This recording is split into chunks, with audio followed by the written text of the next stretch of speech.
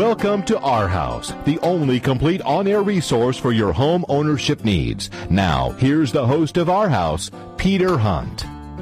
Good morning and welcome to Our House. This is Peter Hunt, and this show is brought to you by ourhouse.com. That's little r-house.com, where everything is easier for your home ownership and real estate experience. Ourhouse.com is powered by Hunt Real Estate ERA in Buffalo, Niagara, Rochester, Syracuse, Watertown, Phoenix, Arizona, and Sarasota, Florida. The show is also brought to you by Hunt Mortgage. Hunt Mortgage is the home of the low-rate guarantee. Very simply, there is no lower rate for your next home financing experience than through the people at Hunt Mortgage, and you can reach them at 633-3700, or stop into one of our open houses this week and ask our agents about how you can get the lowest rate in the market today through Hunt Mortgage. We have a very special show for you, and I know I mention that every week, but today is a very special show because we have returning to our show Mr. Brian Higgins. Mr. Higgins, as all of you know, I believe, is a member of the United States Congress representing New York's 27th District. It's good to have you back, Brian. Good to be here, Peter. Brian, you are really in the midst of some of the most earth-shaking change to take place ever in political history here in this country. Some think it's good and some think it's not so good, and I'm sure you hear both sides regularly. Let's see if we can start with, I guess, something that's most near and dear to my heart in terms of, and to many people's hearts, I think, in terms of what's going to happen in the near-term horizon in the housing market. And as we were talking about before the show, the recovery of the housing market is really integral to the, or at the base of a overall recovery in our economy today. As I think you know very, very well, we have in place now an $8,000 first-time homebuyer tax credit, which has been very, very effective in bringing first-time buyers back into the market and also absorbing a lot of low-end inventory all through the country today. That expires on November 30th. And, of course, we have right on our website, for example, a ticker of how many days and hours are left for you to take advantage of that.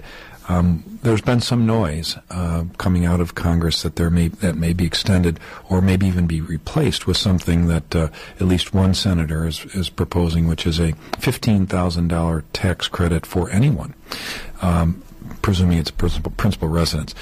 Give us your perspective on that. Well, first of all, I was a supporter of that. I'll continue to be supportive of anything that stimulates new demand in the housing market. I think the area of Buffalo and Western New York is particularly unique.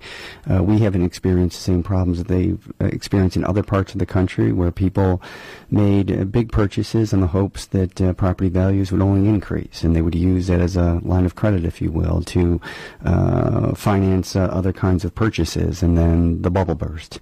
That's not true in Western New York, and I think these kinds of programs, the first-time homeowner tax credit of $8,000, has stimulated growth in the housing market here in Western New York, as evidenced by the figures of the past 6 months, and I think it will continue to be helpful.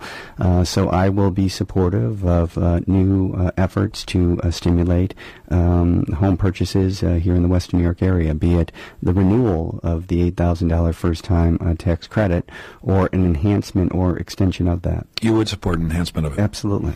Well, that's great to hear, because I think that in the real estate circles around the country, what is being said is that, the industry circles, that is, what's being said is that if this were across the board for all purchasers, that it would keep the momentum going that we seems to be developing in housing again.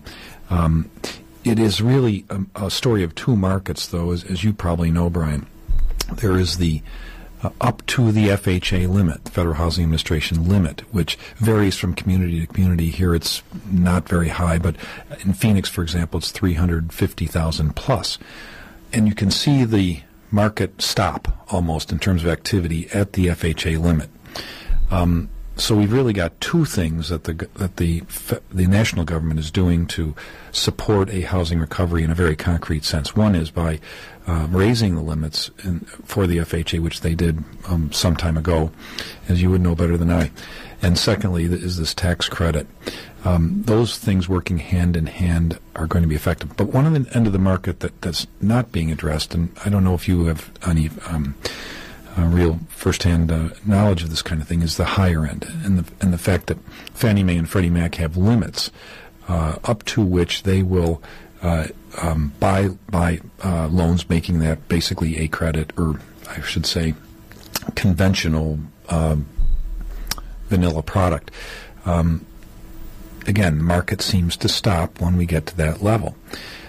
So has there been talk in Congress about Fannie Mae and Freddie Mac and their ability to impact the entire spectrum of housing in this country? Yeah, there's a lot of discussion, but I think, Peter, more than ceilings and caps, I think what's most important in terms of moving forward and stabilizing the housing market and the commercial real estate market, both locally and nationally, is lending to folks who are creditworthy and not lending to those who are not. I think that's what got us in this problem in the first place. So I think when we look at the purchase and the government's assistance in purchasing, stimulating housing activity, both low end and high end, I think what you have to look at is a new paradigm. And don't be so preoccupied with caps and ceilings, and be more concerned about creditworthiness, and do people really have the capacity to absorb the investment that they're making,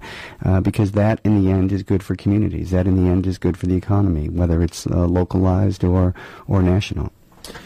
I couldn't agree with you more. The other side of that kind of economic equation is that if people are able to borrow and people are able to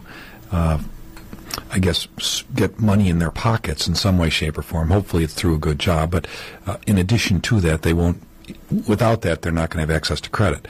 But the access to credit allows the economy to keep moving, particularly on the discretionary spending side.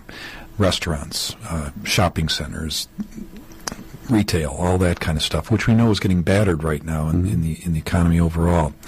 I'm all for what you're saying in terms of creditworthiness, and certainly we've seen the pendulum swing way back, as it should, to particularly in the mortgage business, to make it to make sure that the loans that are being made are going to be repaid.